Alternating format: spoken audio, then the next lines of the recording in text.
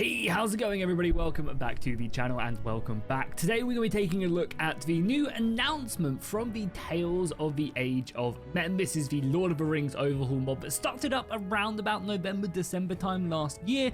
So honestly, the mod has not been in development long, but they're already coming out with some pretty exciting news. They are planning a public playtest of the mod in the end of January. Of course, meriting that everything does go well and they manage to get everything they want to into the mod. Do keep in mind, however, this isn't going to be like a functioning campaign. This isn't going to be something that you can do an entire let's play on, or you can just do an entire campaign. This is going to be a playtest. This is going to be a place where you can basically see where the project is currently at. You're going to be able to give feedback and of course just build up hype around the mod. So in this video, I'm going to run through everything that you can expect to see in the playtest, if it's going to be worth downloading, and of course leave a link down below in the description so you guys can check out their Discord. It's going to be one of the best places to keep up to date. Obviously see when this playtest does go live so you can dive in and mess around with it, and of course even see where it's going to be downloadable from, because I don't believe they're going to be using Nexus mods. I think they've said that it's going to be over on ModDB and maybe a few other places, so just so it's nice and easy to install. I don't think it's going to be on the Steam Workshop, but we'll see. So what exactly is going to be in this playtest? So since the last time I made a video on the mod, so much has changed and there's so much that we're going to be taking a look at that isn't currently in this build I'm playing. I'm currently playing the Patreon build. They get more regular kind of playtest builds to mess around with, give feedback on, etc. Whereas this is the most up-to-date one. However, the playtest that they're planning at the end of January, which is going to be public for everybody, will obviously have a little bit more stuff in, the stuff they've been working on basically in January. So as you guys can see, we do have the entirety of Gondor basically fleshed out. Swan has been working tirelessly to hopefully finish up the whole of Gondor so then he can move on to either Mordor or Rohan next to start creating the map, and he's done a great job of bringing it to life. I think the kind of the extension of the left hand side is great and it doesn't feel too cluttered. I think one thing that can happen again when you're kind of dealing with such a large space like this is you can end up with just so many castles and so many villages everywhere. It's just a bit of a sensory overload, but I feel like there's a nice kind of amount of Gondorian settlements. I think some of the villages still haven't been placed and etc, but for the most part I think there's like a perfect amount of settlements for Gondor. You know, maybe one or two and we'll kind of find their way down here into the south, or there's a few spaces that maybe could see some extra castles or something being added, but for the most part I feel like there is a great amount of them and they kind of are in strategic places. They've also gone ahead and updated the Pelargir model as well, and again these look great. One thing I'm actually really looking forward to is going to see like all these designs, because of course Gondor have these specific buildings. I'm excited to see what the Rohan and Mordor ones are going to look like. Of course, already in this test build as well, you do have the entire Gondorian unit tree. I think they recently added in the Fountain Guard armor, which just looks absolutely incredible, and they're also getting a ton of extra shields and armors. You can see some of the more of the different like I guess duchies of Gondor. What are they called? Fiefs. The Fiefs of Gondor, yeah. You can start to see some of them getting some of their units, and again there's plenty more planned, and there's going to hopefully fill out a lot of the cool custom ones. But yeah, more variants being added with the helmets, again the armors and stuff. So basically Gondor is pretty much fully fleshed out, besides all the thieves and stuff with their armors and weapons. I think they're still waiting on maybe a lower kind of a lower tier militia armor and stuff, but hopefully that will be in going forward. And then of course already in the mod you do also have the entirety of the Dunland roster, and I think in the new update there's going to be a couple more units being added. They've also gone in and actually revamped a lot of how the structure of their unit trees are going to work, and I really love this, and hopefully they take it to every single faction. Previously, there was kind of a bit of a mismatch with the unit rosters, but I feel like they've really gotten a faction identity down, especially for Dunlands right now. Well, you can see what they've done is they've kind of focused in, so each faction has like one really good specific path, and you know, Dunland's all going to be about that heavy arse shock infantry, big old axes, big old shields, lots of javelins. So that's their thing. It's their shock infantry. They then also have decent other infantry, like they still have tier 5s in the spear and the heavy infantry line. And then their weaknesses are going to be their lighter cavalry. They can only go up to tier 4 of their cavalry, and their bows. Their bows are going to kind of be their downside, their cavalry and their bows. And I like that. It just kind of shouts out immediately, this faction is all about the heavy infantry. And then again, obviously they've got their backups as well. So again, I really like that design. Again, I hope that kind of finds its way into every single faction, I think that'd be really cool. And finally, as well, we also do have the Rohan roster, which is basically, you know, fully done besides it, kind of improving it, etc. Again, they have like some of the most armors along with Gondor and Dunland already done. So this stuff was already in the previous playtests that you could mess around with if you're a Patreon.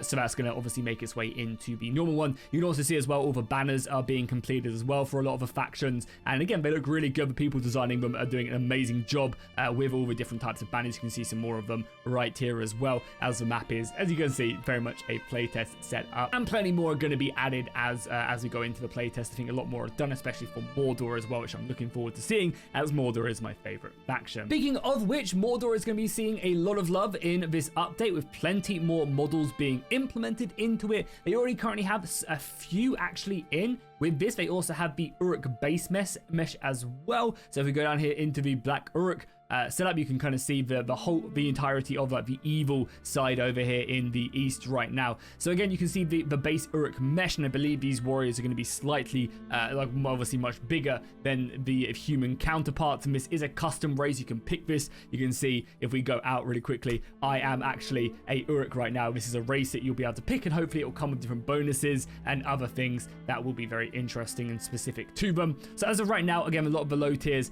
aren't really too well completed. Again, I believe in the playtest, 30 more pieces of the Uruk armor are going to be added in the playtest, so we should see this troop tree get pretty updated, along with the Witch King armor and also a Mordor troop line armor for the Nazgul and also Kamul as well should all be added. Oh yeah, and also the Mouth of Sauron helmet is going to be implemented as well. So Mordor itself is getting a big update, but as you can see, as we go up to the higher tiers of them, you can see some of the high tier armor that have been implemented, and there's several different variants of this armor as well. I love all the variants of them. They've done a great job. This spiky one is really awesome, and yeah, I'm a big fan of the Uruk armor. And then obviously you have the highest tier one as well, so the Black Guard of Barad-dûr look awesome, and yeah, especially if they're taller on the battlefield and stuff, oh, it's going to be amazing. Then as we make our way over, you also have this rune armor. This is the only rune armor, I believe, and in the playtest, I believe one more piece of armor, one more sword, one more shield, and a few different, oh no, sorry, actually 6 more armors, apparently, depending on the rigging, if it gets done in time, are going to be implemented for Rune. I'm not sure if there's going to be different variants of the higher tier, but again, this looks awesome. I love the writing on the helmets as well. And then for Harad as well, I believe Harad are getting 3 more armors in this playtest. You can see the base set of their unit right there. So obviously a lot being added for the Forces of Evil in this playtest. Again, I don't think much of a map is going to change and stuff, but again, as I mentioned, units are still moving around and stuff. You know, all of this stuff is going on, and the AI does kind of get it. So if you want to, you could use like player switch, players Denethor, and just go and start fighting people. You can have battles and stuff in this. This is, of course, there's not really much of a of a map setup, but you know, the AI does functionally work, which is definitely pretty cool. In the playtest as well, the Dwarves of Erebor are going to be getting some love. I know that's one of people's most kind of excited factions to see, and also kind of, you know, actually mess around with. I don't think their unit roster, the unit roster hasn't been done in this, but I believe in the playtest there will be some more stuff for them, because the Dwarven base mesh and the skeleton, so much like the Uruk being its own custom race, the Dwarves also will, and apparently that took them so long to kind of figure out and sort and actually make work. I think it sounded like it was a lot more pain and stress than it was worth doing. However, we are going to have a Dwarven base mesh. It's going to look awesome, and all the armor is going to be designed around that, so it's just going to be perfect for playing as a dwarf. Then we're going to be getting the Dwarven base mesh and 4 pieces of Erebor work in progress armor, as well as 4 Iron Hill armors as well. So the dwarves are still, you know, they're on the back burners. They want to kind of implement a bit more of them here and there, but for the most part, you know, their main focus is Gondor, Rohan, Isengard, and Mordor. It's their plan for like the first proper release of phase 1 of the mod, where you can actually have a working campaign. Something to mention as well, you also have like really cool Denethor armor, and more armors are being planned going forwards for Gondor. So again, there's going to be more variants of the Fountain Guard armor being added,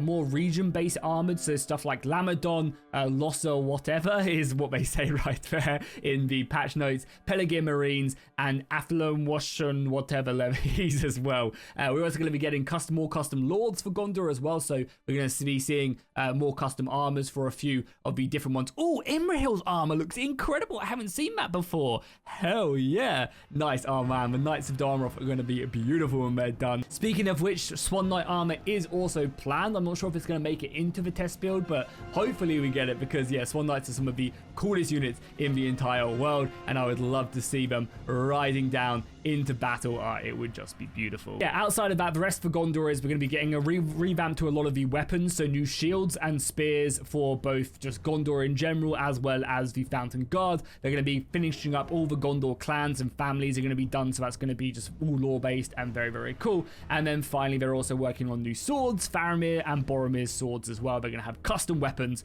Again, it's just going to add that chef's kiss, isn't it? Finally, I believe for Isengard, we're going to be getting new Uruk scout armor as well as 5 armors for just the work in progress Uruk armors, which have been provided from Shadows of the Past armors, which is going to be great, as well as the base mess for the Urukai, which I'm not sure if that's different. I assume it is because they've got it down here as 2 separate pieces of armor. Yeah, the Mordor Uruk race is now available, and Isengard, it says the base mesh for the Urukai. So I think again the Urukai are going to be different from the Uruk. That's amazing. That's already super cool. And then yeah, a few more armors for Isengard and weapons and stuff. So again, we'll be seeing that iconic stuff. Obviously, Orthanc and the mountains as we go north of Moria, etc., aren't fully in yet. But again, that's going to be I think Rohan's the next map expansion, which will fix obviously Isengard and Rohan. Finally, we're going to be getting some Elven armors as well. So an one high elf shield, 1 high elf 2-handed sword, 4 elf bow variants, 4 quiver bow variants.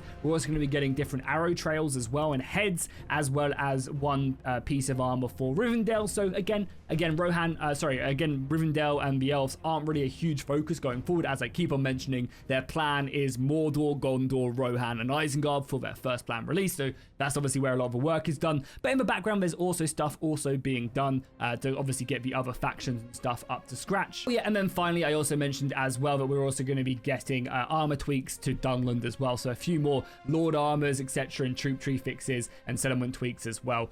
So all of that stuff is just going on in the background. On the map side of things, we are going to be hopefully getting 2 work in progress maps that you can jump into and mess around with. So we're going to be getting the Minas Tirith map, which I think we can take a look at now. It might crash. I'm not sure if it's stable in this build, but yeah, we're going to be getting a Minas Tirith build, and I believe a Gondorian village build. It says Linden, which I'm not sure if that means we're talking about the elves or if it's yeah, I actually don't know where that settlement is based. Maybe it's not put down yet on the map. I actually don't know off the top of my head. However, that's also going to be a scene. So again, you're going to be able to fight some battles in these. Let's take a look and see if we can take a walk around and see if it won't crash. Hopefully it doesn't. Fingers crossed. And it might not even be in this build as well, but we'll see nonetheless. Yeah, unfortunately that did crash, so we didn't get to see that. I imagine it will be okay to dive in and take a look at. One thing I also want to mention as well, and I think one thing they are planning for this as well, which I think is really crucial, is getting all the custom battle stuff working. So in the playtest, you can jump in and mess around with the units. Because I think as of right now, there's only a couple. They need a custom XML to sort this out, and apparently it's quite a lot of work, but they've got it done and they can sort it out. But basically right now, you can only really mess around with the Dunland soldiers here, and I believe Rohan is also in here somewhere to actually mess. Yeah, you can see Rohan here as well. However, I believe in the playtest they're going to have it so all the factions should be here that have units, and all the troop, like you can pick from just their troops as well. And I think vanilla troops are being removed as well. So you're going to actually be able to dive in. It'd be cool. Again, I don't think any of these sieges and stuff will be playable in this, but when they're done, hopefully again in custom battle, you'll be able to mess around with that, because I think that's one of the ways forward. Until you've got like a playable campaign map with Rohan, Isengard, Mordor, etc., I think this is one of the best ways to mess around with them, fighting with units, testing stuff, battle testing. And I think for the Patreons, this is a great way of being like, oh yeah, here's the progress and something you can actually physically play until the campaign, as I mentioned, is actually set up. And hey, it's great for a YouTuber as well to actually do some cool battles, showing off the armors, etc. Because honestly, let's be honest, there's nothing better than leading an army of, you know, men of Rohan into the enemy lines, screaming for Aelingus and death. I mean, that's just every man's dream, you know. Poor creatures, we want one thing and one thing only.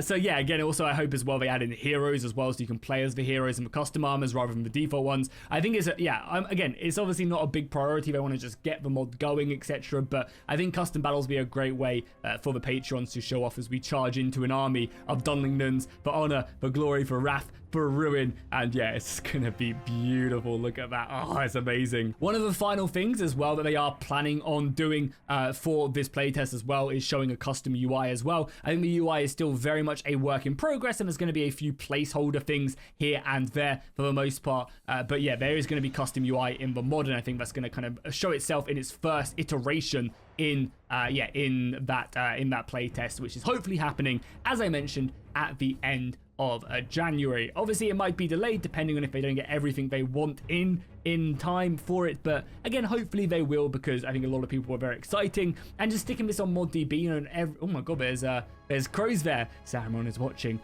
But yeah, I know a lot of people don't necessarily follow Discord, or they don't watch my videos, which I know is crazy, but everyone should be watching my videos. So yeah, just seeing it on ModDB, seeing that it, you know, is a released and it's something that you can play.